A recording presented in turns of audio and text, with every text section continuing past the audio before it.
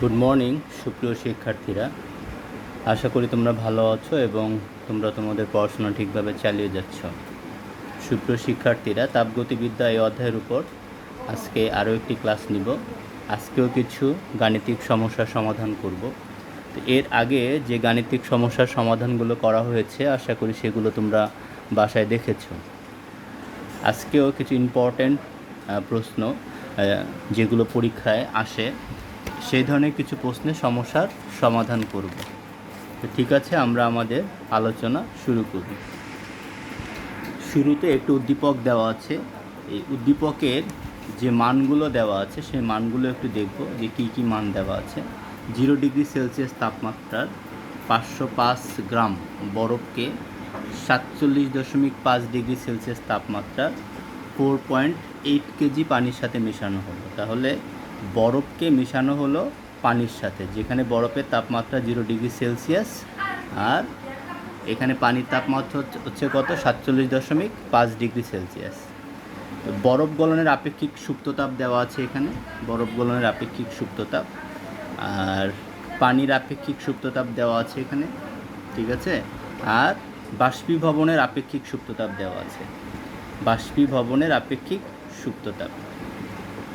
তো এই হলো আমাদের মান। আমরা জানি যে এখানে তাপমাত্রাকে টি দিয়ে প্রকাশ করা হয়, ভরকে এম দ্বারা প্রকাশ করা হয়, তাই না? আর বরফ গলনের আপেক্ষিক সুপ্ততাপকে কী দ্বারা প্রকাশ করা হয়? এলএফ দ্বারা প্রকাশ করা হয়, এলএফ দ্বারা প্রকাশ করা হয়। আর বরফ বাষ্পীভবনের আপেক্ষিক সুপ্ততাপকে এল ভি দ্বারা প্রকাশ করা হয়। তাহলে এই মানগুলো আমাদের দেওয়া আছে। আমাদের এই উদ্দীপকের মাধ্যমে 2টি প্রশ্নের উত্তর দিতে হবে। তাহলে শুরুতে আমরা দেখে নিই যে কি কি মানগুলো দেওয়া আছে এবং কি ধরনের প্রশ্নের উত্তর দিতে হবে। আচ্ছা, শুরুতে যে প্রশ্নটি রয়েছে, উদ্দীপকে শুধু বরফ গলনের ফলে এন্ট্রপির পরিবর্তন কত হবে তা নির্ণয় করো। শুধু বরফ গলনের ফলে এন্ট্রপির পরিবর্তন কত হবে, আর তুমি কিভাবে উদ্দীপকের মিশ্রণের মোট এন্ট্রপির পরিবর্তন নির্ণয় করবে। তো আমরা এই 2টি প্রশ্নের উত্তর এখানে দিব আজকে। তাহলে আমাদের এখানে প্রথম যে প্রশ্ন রয়েছে সেটি হলো, তুমি উদ্দীপকে বরফ গলনের ফলে এন্ট্রপির পরিবর্তনটা নির্ণয় করতে হবে। তাহলে আমরা এন্ট্রপির পরিবর্তনের যে সূত্রগুলো রয়েছে গত ক্লাসেও সেই সূত্রগুলো আমরা লিখে দিয়েছিলাম। আশা করি সেই সূত্রগুলো তোমরা মুখস্থ করেছো। তাহলে আমরা জানি এখানে কোন ধরনের সূত্র ব্যবহার করতে হবে, তাই না? তো ঠিক আছে, আমরা অঙ্কটি করি। প্রথম যে অঙ্কটি আছে সেই অঙ্কটি করি। তাহলে প্রথম অঙ্কটি করার জন্য আমাদের যে মানগুলো লাগবে সেই মানগুলো কি কি দেওয়া আছে উদ্দীপকটা আরও একবার দেখে নাও। এখানে আমার এই তাপমাত্রাটা লাগবে, এই তাপমাত্রা লাগবে, আর এই ভর লাগবে 505 গ্রাম, তাই না? আর এখানে বরফ গলনের আপেক্ষিক সুপ্ততাপ। এই 3টি মান দিয়ে আমাদের অঙ্কটি করতে হবে, ঠিক আছে? তো ঠিক আছে, আমরা আমাদের লিখি কি কি দেওয়া আছে।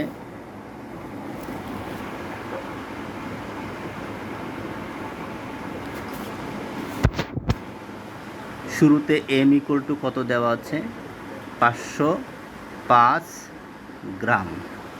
তো এই 505 গ্রামকে যদি আমরা কেজি করি তাহলে কত হবে, 0.505 কেজি, তাই না?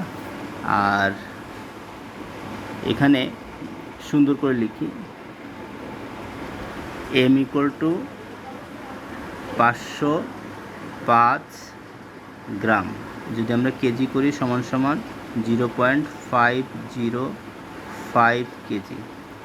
আর তাপমাত্রা কি দেওয়া আছে, টি ইকুয়াল টু কত দেওয়া আছে, 0 ডিগ্রি সেলসিয়াস। এটাকে ক্যালভিন করলে কত হবে, 273 ক্যালভিন। আর বরফ গলনের আপেক্ষিক সুপ্ততাপের যে মান আছে সেটি আমরা জানি। আমাদের বের করতে হবে এন্ট্রপির পরিবর্তন, তাই না? এন্ট্রপির পরিবর্তনের সূত্র কি? হ্যাঁ, এন্ট্রপির পরিবর্তনের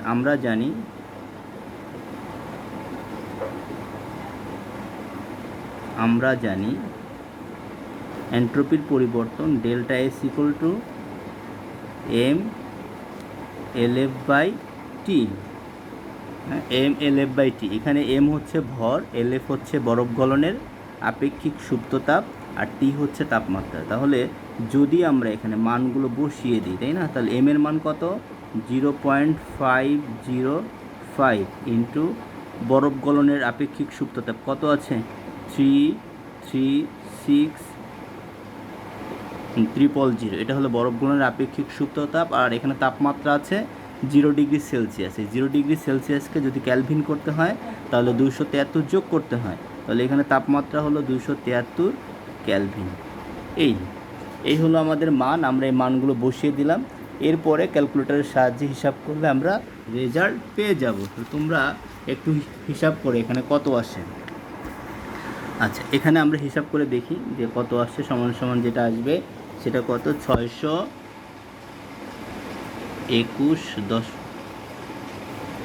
সমান সমান 621.54 একক কী হবে, জুল ক্যালভিন ইনভার্স ওহম।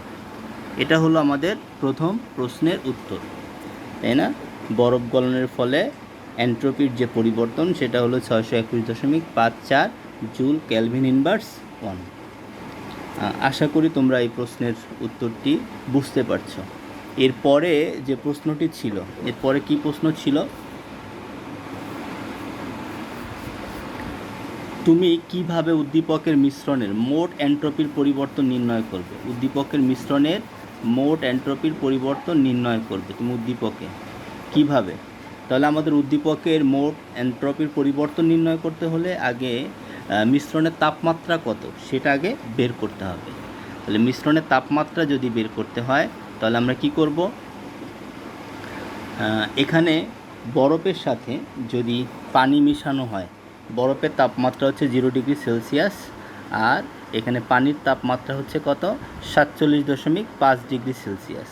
তো এখানে কে তাপ গ্রহণ করবে এবং কে তাপ বর্জন করবে, অবশ্যই বরফ তাপ গ্রহণ করবে এবং পানি তাপ বর্জন করবে, তাই না।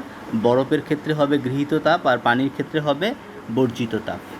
তাহলে আমরা আগে বরফেরটা নির্ণয় করব, ঠিক আছে। আচ্ছা, তাহলে শুরুতে লিখি,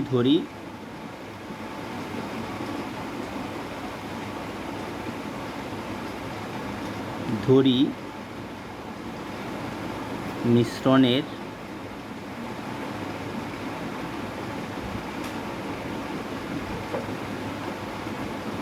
তাপমাত্রা, ধরি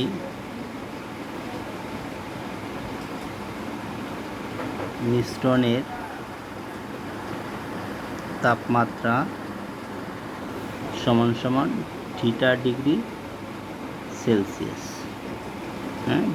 তাহলে প্রথম হলো যে 0 ডিগ্রি সেলসিয়াস তাপমাত্রার বরফ, তাহলে কী লিখব, যে 0 ডিগ্রি সেলসিয়াস তাপমাত্রার বরফ 0 ডিগ্রি সেলসিয়াস তাপমাত্রার পানিতে পরিণত হতে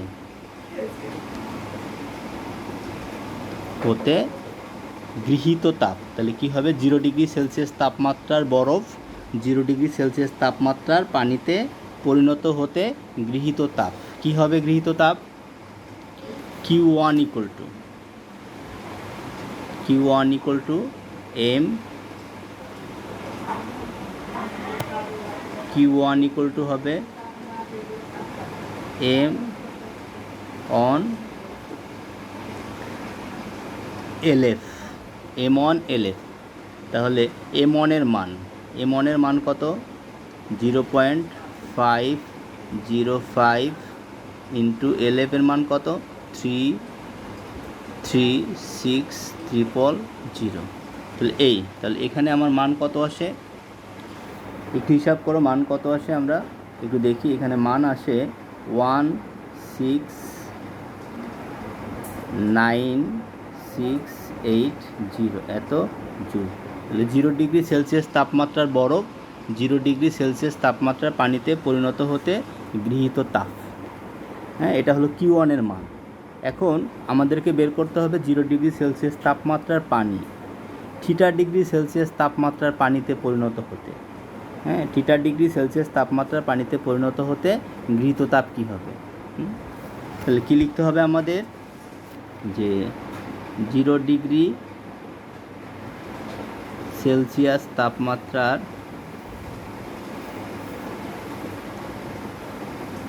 0 ডিগ্রি সেলসিয়াস তাপমাত্রার পানি থিটা ডিগ্রি সেলসিয়াস তাপমাত্রার পানিতে পরিণত হতে গৃহীত তাপ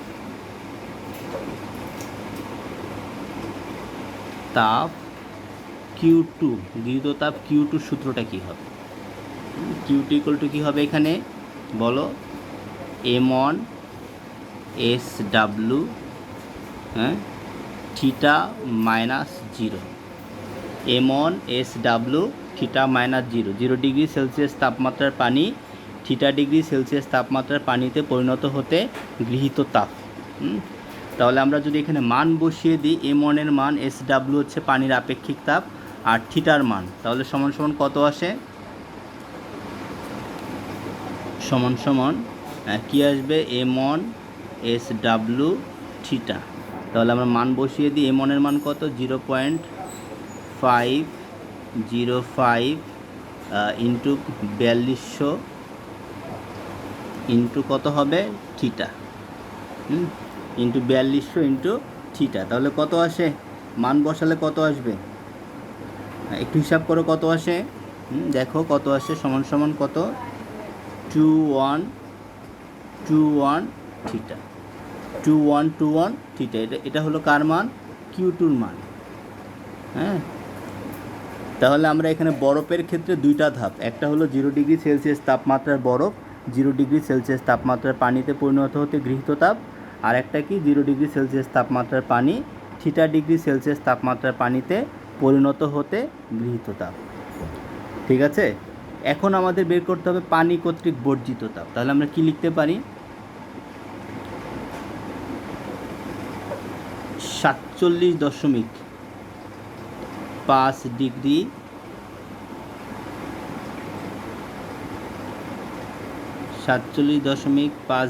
সেলসিয়াস তাপমাত্রার পানি 47.5 ডিগ্রি সেলসিয়াস তাপমাত্রার পানি থিটা ডিগ্রি সেলসিয়াস তাপমাত্রার পানিতে পরিণত হতে বর্জিত তাপ, পরিণত হতে বর্জিত তাপ Q3 ইকুয়াল টু কী হবে? Q3 ইকুয়াল টু কী হবে?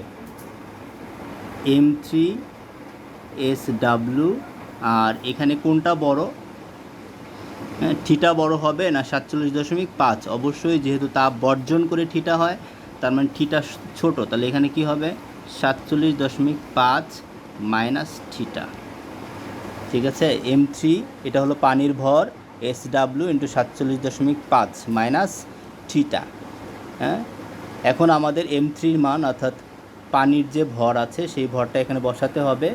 ঠিক আছে, পানির ভর বসানোর পরে এবং পানির আপেক্ষিক তাপ বসানোর পরে আমরা এখানে উত্তর পেয়ে যাব। তাহলে পানির ভর কত আছে একটু দেখে নাও, পানির ভরটা কত আছে। ঠিক আছে, একটু দেখে নাও পানির ভর কত আছে। পানির ভর আছে 4.8 কেজি। আচ্ছা, তাহলে আমরা সমান সমান মান বসিয়ে দিই। অতএব Q3 ইকুয়াল টু কত হবে? M3-র মান হচ্ছে 4.8 ইন্টু পানির আপেক্ষিক তাপ কত? 4200 ইন্টু 47.5 মাইনাস কত? থিটা। হ্যাঁ, এটা হলো পানি দ্বারা বর্জিত তাপ। এখন যদি আমরা এখানে মান বসিয়ে দিই তাহলে কত আসবে? এটা যেটা গুণ করে দাও, তাহলে এখানে আসে 95760 মাইনাস 20160 থিটা। এটা আসে যদি আমরা ক্যালকুলেটরের সাহায্যে হিসাব করি। এটা হলো পানি দ্বারা বর্জিত তাপ। এখন কি হবে? যে সাম্য অবস্থায় গৃহীত তাপ সমান সমান বর্জিত তাপ। আমরা জানি সাম্য অবস্থায় গৃহীত তাপ সমান সমান বর্জিত তাপ। তাহলে কি লিখতে পারি? সাম্য অবস্থায় বা ক্যালোরিমিতির মূলনীতি অনুসারে যেটা লিখি, Q1 plus Q2 equal to কী হবে? Q3। অর্থাৎ গৃহীত তাপ হচ্ছে 2টা, সমান সমান কী হবে? বর্জিত তাপ।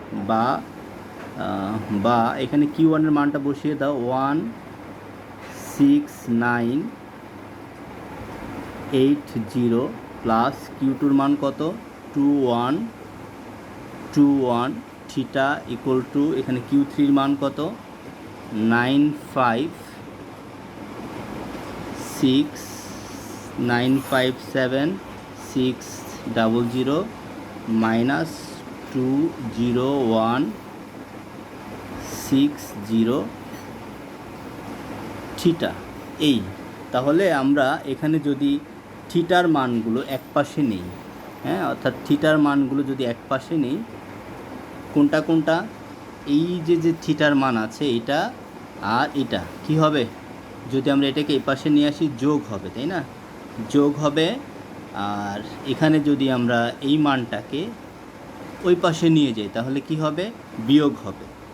হ্যাঁ, তো বিয়োগ করে আমরা যোগ বিয়োগ করে যে মানটি পাই সেটি হলো কত? বা 221 বা 2281 থিটা ইকুয়াল টু 787920 বা থিটা ইকুয়াল টু কত হবে? উপরে হবে 787920 আর নিচে হবে কত? 22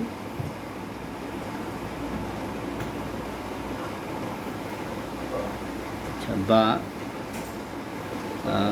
থিটা ইকুয়াল টু উপরে হবে 787920 আর নিচে হবে কত? 2281।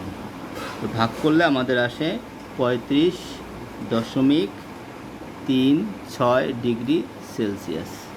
হ্যাঁ, যদি আমরা এটাকে ক্যালভিনে করি তাহলে কত আসবে? 308.36 ক্যালভিন। এই হলো আমাদের মিশ্রণের তাপমাত্রা, তাই না? আমাদের অঙ্কটি অনেক বড় অঙ্ক। এখন আমাদের এই মিশ্রণের তাপমাত্রা যেহেতু পেয়ে গেছি, তাহলে আমাদের এন্ট্রপির পরিবর্তন বের করতে আর কোনো সমস্যা নাই, তাই না? তাহলে এন্ট্রপির পরিবর্তনটা এখন বের করব। তাহলে কিভাবে বের করব?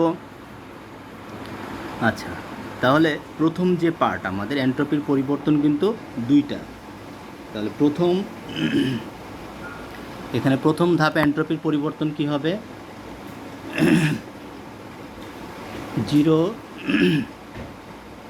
0 ডিগ্রি সেলসিয়াস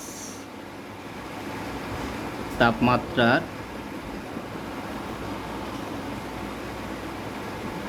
0 ডিগ্রি সেলসিয়াস তাপমাত্রার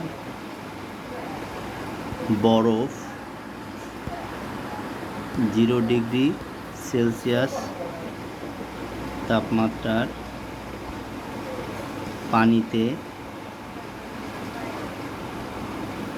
পরিণত হতে এন্ট্রপির পরিবর্তন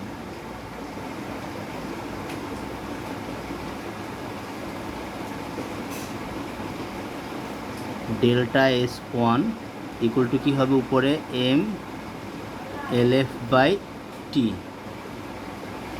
হ্যাঁ, mLF/T। এখন যদি আমরা এখানে মান বসিয়ে দিই তাহলে কি হবে? mLF/t। যদি আমরা এখানে মান বসিয়ে দিই সমান সমান এম এর মান হচ্ছে 0.505 ইন্টু LF এর মান 336, আর নিচে টির মান কত 0 ডিগ্রি সেলসিয়াস, তার মানে 273। হ্যাঁ, এখন এটাকে হিসাব করলে, এটা আমরা আগে হিসাব করেছি, সেটা হলো কত 621.54 জুল ক্যালভিন ইনভার্স অন। এটা হলো ডেল্টা এস অনের মান। 0 ডিগ্রি সেলসিয়াস তাপমাত্রার পানি, 0 ডিগ্রি সেলসিয়াস তাপমাত্রার বরফ 0 ডিগ্রি সেলসিয়াস তাপমাত্রার পানিতে পরিণত হতে এন্ট্রপির পরিবর্তন। এখন দ্বিতীয় ধাপটা কি হবে? 0 ডিগ্রি সেলসিয়াস তাপমাত্রার পানি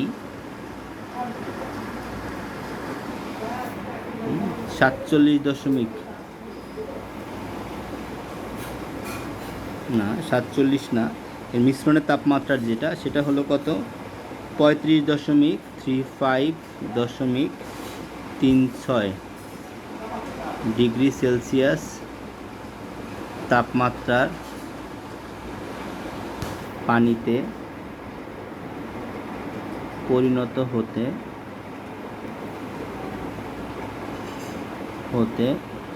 এন্ট্রপির পরিবর্তন।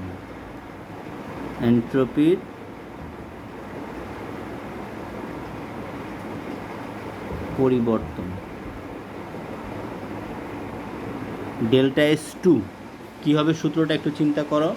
ডেল্টা এস টু সূত্র মনে আছে তোমাদের? আচ্ছা, আমি সূত্রটা লিখছি। Delta S two equal two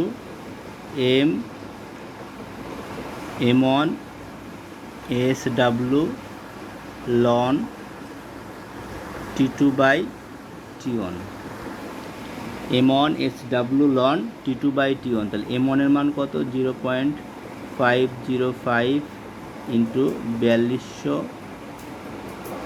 into loan T2 কত 35.36, এটাকে কেলভিনে করলে 308.36, আর নিচে কত 0 ডিগ্রি সেলসিয়াস মানে কত 273।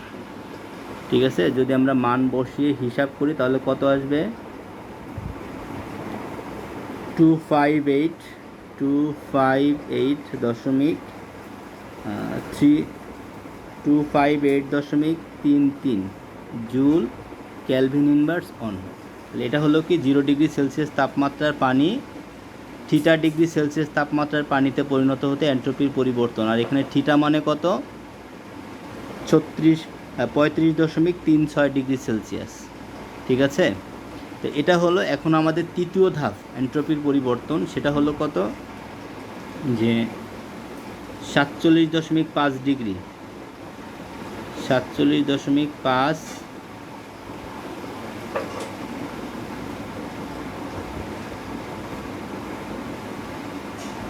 সেলসিয়াস তাপমাত্রার পানি 35.36 ডিগ্রি সেলসিয়াস তাপমাত্রার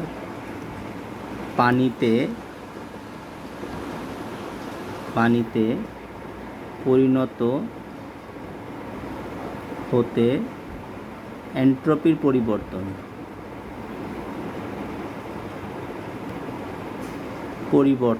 কি হবে সূত্রটা মনে আছে? পরিবর্তন ঠিক আগেরটার মতো।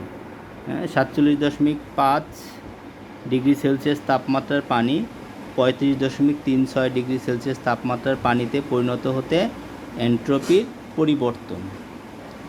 তাহলে আমাদের এখানে যদি এটাকে আমরা T3 ধরি, আর এটা যদি T2 হয় তাহলে কি হবে? এটা delta S 3 equal to m2 SW ln, উপরে হবে কোনটা T2 আর নিচে কত T3, অর্থাৎ সমান সমান যদি আমরা ভর বসাই 4.8 ইন্টু 4200 ইন্টু লন T3 মান কত, T2 মান কত 308 8.36 আর 47.5 এটাকে যদি ক্যালভিন করি, এখানে একটু যোগ করে নিবে, আমি জাস্ট এখানে যোগ করে দেখাই দিচ্ছি। 47.5 যোগ কত হবে?